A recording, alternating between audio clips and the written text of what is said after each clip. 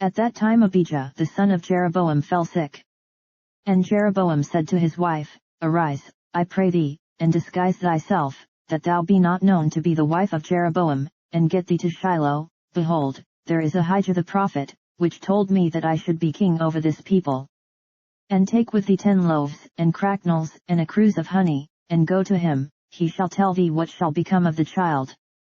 And Jeroboam's wife did so, and arose, and went to Shiloh, and came to the house of Ahijah. But Ahijah could not see, for his eyes were set by reason of his age. And the Lord said unto Ahijah, Behold, the wife of Jeroboam cometh to ask a thing of thee for her son, for he is sick. Thus and thus shalt thou say unto her, for it shall be, when she cometh in, that she shall feign herself to be another woman. And it was so, when Ahijah heard the sound of her feet, as she came in at the door, that he said, Come in, thou wife of Jeroboam, why feignest thou thyself to be another? For I am sent to thee with heavy tidings.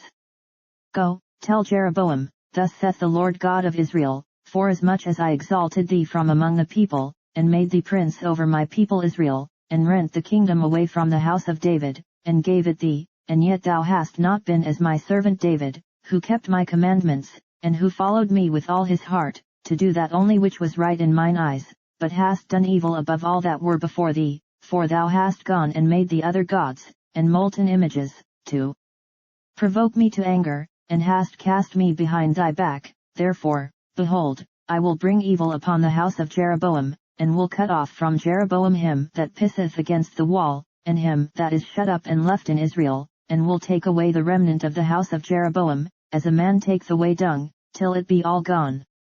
Him that dieth of Jeroboam in the city shall the dogs eat, and him that dieth in the field shall the fowls of the air eat, for the Lord hath spoken it. Arise thou therefore, get thee to thine own house, and when thy feet enter into the city, the child shall die. And all Israel shall mourn for him, and bury him, for he only of Jeroboam shall come to the grave, because in him there is found some good thing toward the Lord God of Israel in the house of Jeroboam.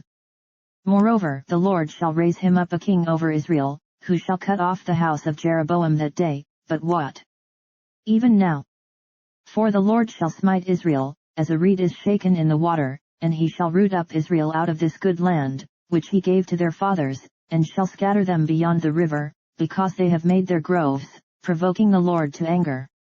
And he shall give Israel up because of the sins of Jeroboam, who did sin, and who made Israel to sin. And Jeroboam's wife arose, and departed, and came to Tirzah, and when she came to the threshold of the door, the child died, and they buried him, and all Israel mourned for him, according to the word of the Lord, which he spake by the hand of his servant Ahijah the prophet. And the rest of the acts of Jeroboam, how he warred, and how he reigned, behold, they are written in the book of the Chronicles of the kings of Israel. And the days which Jeroboam reigned were 22 years, and he slept with his fathers, and Nadab his son reigned in his stead. And Rehoboam the son of Solomon reigned in Judah. Rehoboam was 41 years old when he began to reign, and he reigned 17 years in Jerusalem, the city which the Lord did choose out of all the tribes of Israel, to put his name there. And his mother's name was Nema, an Ammonites. And Judah did evil in the sight of the Lord, and they provoked him to jealousy with their sins which they had committed, above all that their fathers had done. For they also built them high places, and images, and groves, on every high hill, and under every green tree.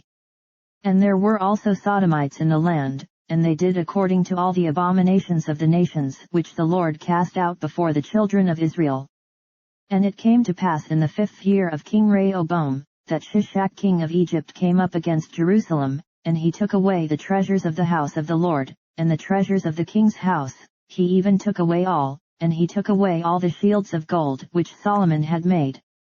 And King Rehoboam made in their stead brazen shields, and committed them unto the hands of the chief of the guard, which kept the door of the king's house. And it was so, when the king went into the house of the Lord, that the guard bare them, and brought them back into the guard chamber. Now the rest of the acts of Rehoboam, and all that he did, are they not written in the book of the Chronicles of the kings of Judah? And there was war between Rehoboam and Jeroboam all their days. And Rehoboam slept with his fathers, and was buried with his fathers in the city of David. And his mother's name was Nema, an Ammonites. And Abijam his son reigned in his stead.